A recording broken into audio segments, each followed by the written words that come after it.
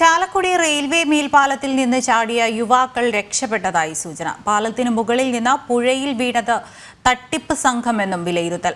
അന്യസംസ്ഥാനക്കാരാണ് മലപ്പുറം സ്വദേശികളിൽ നിന്ന് 4 ലക്ഷം രൂപ തട്ടിയെടുത്ത് രക്ഷപ്പെട്ടത്. പ്രദേശത്ത് നിന്ന് ഓട്ടോറിക്ഷയിൽ 4 യുവാക്കൾ കടന്നുവെന്നാണ് വിവരം. വിവരങ്ങളുമായി എം മനോജ് ഉണ്ട്. മനോജ്, എന്തൊക്കെയാണ് വിശദാംശങ്ങൾ? ഇവർ 4 പേരും രക്ഷപ്പെട്ടിട്ടുണ്ടോ? സൂചിപ്പിച്ചതുപോലെ തന്നെ തട്ടിപ്പ് സംഘമാണ് ഈ ചാലക്കുടി പുഴയിൽ വീണത് എന്നാണ് ഇപ്പോൾ പോലീസും സ്ഥിരീകരിച്ചിരിക്കുന്നത്. ഇതുമായി ബന്ധപ്പെട്ട് കൂടുതൽ അന്വേഷിച്ചു വരികയാണ്. ഇന്ന് പുലർച്ചെ 1 മണിയോടുകൂടിയായിരുന്നു ഈ സംഭവം ഉണ്ടാകുന്നത്.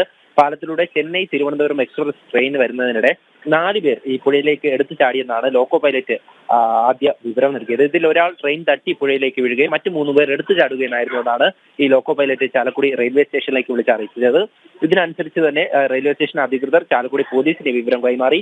പിന്നീട് പോലീസും ഫയർഫോഴ്സും എത്തി ചാലക്കുടി പുഴയിൽ തിരച്ചിൽ ആരംഭിച്ചു. അതിനുശേഷം തൃശൂർ പുതുക്കാട് സ്റ്റേഷനുകളിൽ നിന്ന് 2 സ്കൂബ ടീമുകളും ഈ തിരച്ചിൽ പങ്കെടുത്തിരുന്നു. തുടർന്ന് തിരച്ചിലൊക്കെ പുരോഗമിച്ചുകൊണ്ടിരിക്കുമ്പോഴാണ് ഒരു വിവരം കൂടെ ലഭിക്കുന്നത്. അതായത് ഇതിനിടയിൽ ചാലക്കുടി സ്റ്റേഷനിൽ ഒരു പരാതി ലഭിച്ചിരുന്നു.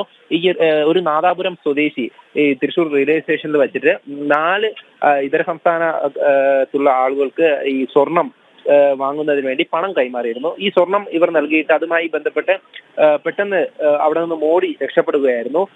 ഇതിൽ സംശയം തോന്നിയ ഈ നാദാപുരം സ്വദേശി ഈ സ്വർണം പരിശോധിച്ചപ്പോൾ അത് വ്യാജമാണെന്ന് തെളിഞ്ഞു. തുടർന്നാണ് ഇങ്ങനെ ഒരു പരാതി നൽകുന്നത്. ഈ വ്യാജ സ്വർണം നൽകി പറ്റിച്ചു എന്നുള്ളത്.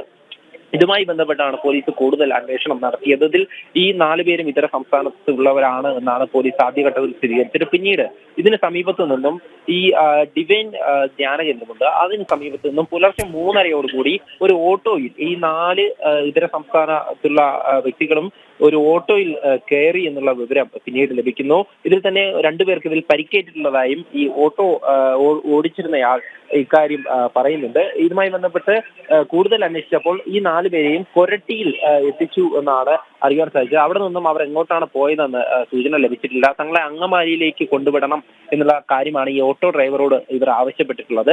എന്തായാലും ഇതുമായി ബന്ധപ്പെട്ട് പോലീസ് ആശുപത്രികളിലും വിവരം നൽകിയിട്ടുണ്ട്. കാരണം ഇവർക്ക് പരിക്കേറ്റിട്ടുണ്ട്. എന്തായാലും ആശുപത്രിയിലേക്ക് ഇവർ എത്തും എന്നാണ് പോലീസിന്റെ വിലയിരുത്തൽ. പോലീസ് അതിനു വേണ്ടിയിട്ടുള്ള തിരച്ചിൽ ആരംഭിച്ചിട്ടുണ്ട്. എന്തായാലും ഇപ്പോൾ സ്കൂബ ടീമിന്റെ പരിശോധന മണിക്കൂറുകളായി തന്നെ തുടരുന്നുണ്ടായിരുന്നു. ഇത്തരത്തിൽ ഇവർ പുഴയിലാണോ എന്നുള്ള കാര്യം ആ ഒരു സംശയം നിലനിൽക്കുന്ന സാഹചര്യത്തിൽ തന്നെയായിരുന്നു ഈ പരിശോധന നടന്നത്. എന്തായാലും ഇപ്പോൾ ഇങ്ങനെ ഒരു സൂചന കൂടെ ലഭിച്ചിട്ടുണ്ട്. ആശുപത്രികൾ കേന്ദ്രീകരിച്ചും ഇപ്പോൾ ഈ പരിശോധന നടക്കുന്നുണ്ട്.